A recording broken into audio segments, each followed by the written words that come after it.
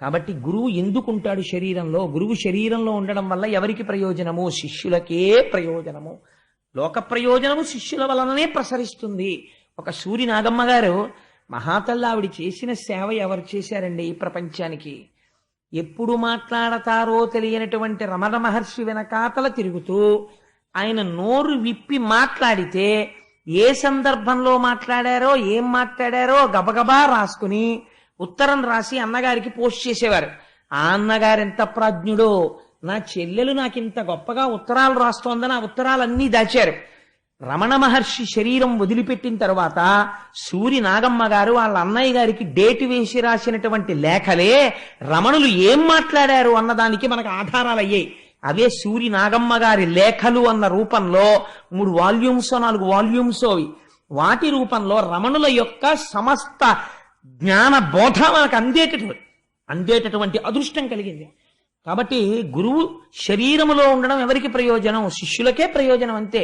గురువు శరీరము వదిలిపెట్టాడు, ఎవరు నష్టపోయారు? శిష్యులే నష్టపోయారు అంతే. అందుచేత అటువంటి గురువు ఇప్పుడు మీకు కనపడకుండా వెళ్ళిపోయాడు. కాబట్టి ఇప్పుడు గురువు లేడు. బ్రహ్మగారు తలుచుకుంటే బృహస్పతిని మళ్ళీ పిలవలేరా అండి? అలా పిలిచి నచ్చ చెప్పి కూర్చోపెట్టి చెయ్యకూడదు. ఒక విషయం సమాజంలో ఉన్న వాళ్ళు తెలుసుకోవాలి. గురువు గారు అని పిలిచారనుకోండి, ఎవరినన్నా మీరు పిలిస్తే గురువు గారు మీరు ఎక్కడికో పిలిచారు, నేను రాలేను అన్నారు, ఇంకక్కడతో నోరు మూసు కూర్చోవాలి. అంతేకాని నువ్వు గురువు అని పిలిచి 10 మాటలు వెంటపడి కారెక్కుతుంటే, ఆఫీసులో ఉంటే, ఇంట్లో ఉంటే, ఇంటికొచ్చి మీద పడి చెయ్యనన్న పనిని చెయ్యి అని వెంటపడిన వాడు పరమశత్రువు. వాడు నీకు శిష్యుడి రూపంలో తిరుగుతున్నటువంటి మేక వెనక తోడేలు. వాడన్నా మారాలి. వాడు మారకపోతే ఒకనాడు గురువు చెప్పేస్తాడు, ఇంకెప్పుడు నా కళ్ళ ముందు నువ్వు కనపడకని. అలా చెప్పిన రోజు వచ్చిందనుకోండి, వాడు ప్రమాదాన్ని కౌగిలించుకోవాల్సి ఉంటుంది. ఆ స్థితి తెచ్చుకోకూడదు. అందుకని ఒకసారి చెప్తే వినాలి, వినకపోతే వాడికే ప్రమాదం అది. అందుచేత గురువుల పట్ల మర్యాదగా ప్రవర్తించడం నేర్చుకోవాలి. అంతేకాని వారికి కోపం వచ్చేటట్టు ప్రవర్తించకూడదు. నువ్వా చెప్పగలిగిన వాడు ఆయన నీకు చెప్పింది వినాలా? ఆయన చెప్పింది నువ్వు వినడానికి వచ్చిన వాడు అయితే ఆయన చెప్పింది వినంతే. నువ్వేవాడు 10 మాటలు ఆయనకి చెప్పడానికి? నీకు ఆ గౌరవం లేదనమాట. లేదు కాబట్టి నువ్వు అలా ప్రవర్తిస్తున్నావు. కాబట్టి నువ్వు ఆయన ఆగ్రహానికి గురైతే ఉత్తర క్షణం ఆ కీడు పొందుతావు. ఆ కీడు పొందకుండా జాగ్రత్త పడవలసిన అవసరం ఉంటుంది శిష్యులు. సో నేను ఎందుకు చెప్తున్నానంటే ఈ మాట, ఇవాళ సమాజంలో నిజంగా గురువు పట్ల శిష్యుడికి ఉండవలసినటువంటి మర్యాద తగ్గిపోతోంది. నేను కోటేశ్వరరావు ఎందుకు సడన్ గా అలా వాల్యూమ్ పెంచారు అని మీకు అనుమానం రావచ్చు. సమాజంలో ఉన్న పరిస్థితిలో నాకు ఒక్కొక్కసారి ఆ ప్రవర్తన ఎందుకు, ఇంక ఏమిటి తెలుసుకుంటున్నట్టు గురువులు వెనకాతలు తిరిగి రోజులు విని ఏమిటి నేర్చుకుంటున్నారు మీరు? నేర్చుకున్నది ఉంటే మీ నడుబడి ఎందుకు కనపడాలి, కనపడి సక్రమంగా ఉండాలి ప్రవర్తన. అందుచేత చెప్తున్నాను, మారడం అనేటటువంటిది చాలా అవసరం. మారడానికి ఎన్ని విని ప్రయోజనం ఏముందండి? కాబట్టి ఆ మాట చతుర్ముఖ బ్రహ్మగారు గురువుని పిలిచి చెప్పకూడదు. ఎంత మర్యాద పాటించాడో చూడండి. బ్రహ్మగారంతటి వాడు పిలిచి, అయ్యా మీరు వాళ్ళందరూ బాధపడుతున్నారండి, మీరు వెళ్ళండి అని చెప్పలేదని. ఎంత మర్యాద ప్రవర్తించాడంటే, ప్రస్తుతం గురుస్థానం ఖాళీగా ఉండకూడదు. అందాక నేను మీకు ఒక అభయం ఇస్తున్నాను. మీరు ఏం చేస్తారంటే, వెళ్ళి ఒక గురువుని ఆశ్రయించి గురువు యొక్క అనుగ్రహమును పొందండి. ఆచార్య పురుషుడిగా ఉండడానికి అర్హుడైన వారెవరో వారి పాదములు పట్టుకోండి. అంటే వాళ్ళు అన్నారు, మాకేం తెలుసు, మేము ఎవరి పాదాలు పట్టుకుంటాం? గురువు పాదాలు పట్టుకుని రక్షింపబలవలసిన వాడు గురువు ఎలా ఉండాలో ఎలా నిర్ణయించుకుంటాడు? కాబట్టి మీరే సెలవిస్తే మేము అటువంటి మహాపురుషుడి యొక్క పాదములు పట్టుకుని మా గురువులు ప్రసన్నులయ్యేంత వరకు గురువుల యొక్క అనుగ్రహాన్ని పొందుతూ, వీళ్ళకి నడువడి తెలిసిందిరా అన్న రోజున మళ్ళీ మా గురువుల అనుగ్రహం మాకు కలుగుతుంది. అందుకని మీరు మా యందు సులభులై కారుణ్యమును ప్రసరించవలసినది, మాకొక గురువుని చూపించవలసినది అన్నారు. అంటే చతుర్ముఖ బ్రహ్మగారు అన్నారు, త్వష్ట ప్రజాపతి అనబడేటటువంటి ప్రజాపతికి ఒక కుమారుడు ఉన్నాడు. వరసకి ఆయన మీకన్నా చాలా చిన్నవాడు, కుమారుడి వరుస. కానీ ఆయన ఆత్మజ్ఞాని, బ్రహ్మజ్ఞాని, సర్వకాలముల యందు బ్రహ్మమునందు రమిస్తూ ఉంటాడు. అటువంటి మహాపురుషుణ్ణి మీరు సేవించి ఆచార్య పదవి యందు, గురు పదవి యందు కూర్చోపెడితే ఆయన యొక్క అనుగ్రహం చేత, ఆయన ఆశీర్వచనము చేత మళ్ళీ మీరు రాజ్య సంపదలను పొందగలరు. అందుకని మీరు వెళ్ళి ఆ త్వష్ట ప్రజాపతి యొక్క కుమారుడైనటువంటి విశ్వరూపుణ్ణి ప్రార్థన చెయ్యండి అన్నారు. అంటే వీళ్ళందరూ త్వష్ట ప్రజాపతి యొక్క కుమారుడైన విశ్వరూపుణ్ణి ఆశ్రయించారు. ఆ విశ్వరూపుడితో ఒక గమ్మత్తైనటువంటి పరిస్థితి ఉందండి. వారికి 3 ముఖములు ఉంటాయి. వారు యజ్ఞములో కూర్చుని ఉన్నప్పుడు ఒక ముఖంతో హవిస్సులు ఇచ్చినప్పుడు అన్నం తింటాడు, ఒక ముఖంతో సురాపానం చేస్తాడు. సురాపానం అంటే కళ్ళు తాగడం అనుకోకండి, అది దేవతల చేత ప్రసాదింపబడిన సురా అని ఒకటి ఉంటుంది, దాన్ని స్వీకరిస్తాడు. వేరొక ముఖంతో సోమరసాన్ని తాగుతాడు యజ్ఞంలో. ఈ మూడింటిని తాగే లక్షణం ఉన్నవాడు మహాబ్రహ్మజ్ఞాని, గొప్ప తపశ్శక్తి సంపన్నుడు. ఎన్నడూ ఎవరి దగ్గర చెయ్యి చాపి ఏదీ కావాలని కోరుకున్నవాడు కాడు. నిరంతరము ఈశ్వరుడు యొక్క శుశ్రూష చేసేటటువంటి లక్షణం ఉన్నవాడు. అటువంటి మహాపురుషుడు కనుక ఆ విశ్వరూపుడి దగ్గరికి వెళ్ళారు. వెళ్ళి విశ్వరూపుణ్ణి ప్రార్థన చేశారు. ఇప్పుడు వాళ్ళకి తెలిసొచ్చింది ఎలా ప్రవర్తించాలో, తప్పు దిద్దుకున్నారు. అందుకని అన్నారు, అరయ ఆచార్యుండు పరతత్వ రూపంబు తండ్రి తలంపంగ ధాతరూపు రూపింప భ్రాత మరుత్వతి రూపంబు తెలియంగ తల్లి భూదేవి రూపు భగిని కరుణ రూపు భావంబు ధర్మస్వరూపంబు తానర్ధి రూపు మొదల అభ్యాగతుడుమున్న అగ్నిదేవుని రూపు సర్వభూతములు కేశవుని రూపు కాన తండ్రి వేగకడు ఆర్తులకు పితృజనులమైన మమ్ము చల్లచూచి పరభయంబు వాపి నిరుపమంపగు తపోమహిమ చేత మెరసి మనుపవయ్య. ఎంత గొప్ప మాట మాట్లాడారో చూడండి. విశ్వరూపుడి దగ్గరికి వెళ్ళి, అయ్యా ఆచార్యుడు పరతత్వ రూపంబు, ఇప్పుడు మాకు తెలిసింది గురువు అంటే ఎవరో తెలుసా? సాక్షాత్ శ్రీమన్నారాయణుడికి ఆ పరతత్వానికి గురువుకి తేడా లేదు, ఒకటే అయి ఉంటారు. తండ్రి తలపంగ ధాతు రూపు, చతుర్ముఖ బ్రహ్మగారి యొక్క రూపమే తండ్రిగా ఉంటుంది. తండ్రి గారిని సేవించినా, తండ్రి గారికి నమస్కరించినా, అందుకే తండ్రి ఉపదేశం చేస్తే బ్రహ్మోపదేశమే. అందుకని చతుర్ముఖ బ్రహ్మగారే తండ్రిగా ఉంటాడు. రూపింప భ్రాత మరుత్వతి రూపంబు, సోదరుడు ఎవరుంటాడో ఆయన ఇంద్రుడి యొక్క రూపంలో ఉంటాడు. అన్నగారిని సేవిస్తే దేవేంద్రుణ్ణి సేవించినట్టు. తెలియంగ తల్లి భూదేవి రూపు, అమ్మ భూదేవి యొక్క రూపం. భగిని కరుణ రూపు, తోడపుట్టిన అక్క చెల్లెళ్ళు సాక్షాత్ రాశీభూతమైనటువంటి దయాస్వరూపాలు.